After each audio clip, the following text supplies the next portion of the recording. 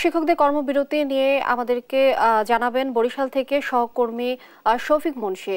শফিক, শিক্ষকদের কর্মবিরতি নিয়ে সবশেষ পরিস্থিতি জানাবেন। বরিশাল বিশ্ববিদ্যালয় কিন্তু আজ দ্বিতীয় দিনের মতো সকাল থেকে কিন্তু শিক্ষক কর্মকর্তা কর্মচারী যারা ছিলেন তারা কর্মবিরতি পালন করছিলেন। এর মধ্যেই আসলে বেলা 11:30টার দিকে আনুমানিক কর্মকর্তাদের দুই পক্ষের প্রথমে হাতাহাতি এবং সংঘর্ষের শুরু হয় এবং সেই ঘটনায় কিন্তু আমরা যতটুকু জেনেছি কমপক্ষে 5 জন কিন্তু আহত হয়েছে এবং পরবর্তীতে কিন্তু পুলিশের এই বিষয়টি আসলে হস্তক্ষেপ করা প্রয়োজন হয়েছে তাদেরকে শান্ত করতে। এবং এখন কিন্তু কর্মকর্তাদের যে দুই গ্রুপ তাদেরকে কিন্তু আসলে এই আন্দোলনের যে স্থান সেই জায়গা থেকে আসলে কিন্তু তাদেরকে সরিয়ে দিয়ে হয়েছে।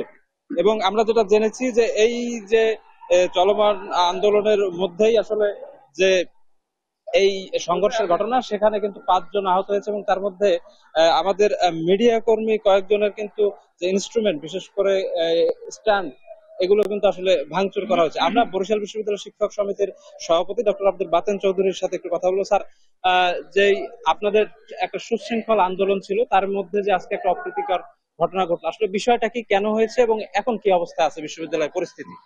আসলে আন্দোলন, আমাদের শিক্ষকদের আন্দোলন সুশৃঙ্খল ভাবেই চলছে, আমরা সুশৃঙ্খল ভাবেই করছি। এই আন্দোলনের পাশাপাশি বিশ্ববিদ্যালয়ের কর্মকর্তা কর্মচারীরা তারাও তাদের ফেডারেশনের, কেন্দ্রীয় ফেডারেশনের নির্দেশে তারাও তাদের মতো করে আন্দোলন করছে। কর্মকর্তাদের এখানে অফিসার্স অ্যাসোসিয়েশন রয়েছে এবং অফিসারদের আরেকটি সংগঠন ডিরেক্ট অফিসার্স অ্যাসোসিয়েশন, তারা নতুনভাবে গঠন করেছেন এখানে।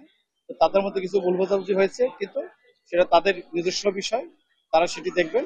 কিন্তু আমাদের শিক্ষকদের যে সর্বাত্মক কর্মবিরতি সেটি অব্যাহত আছে এবং সেটি অনির্দিষ্টকালের জন্য চলতে থাকবে।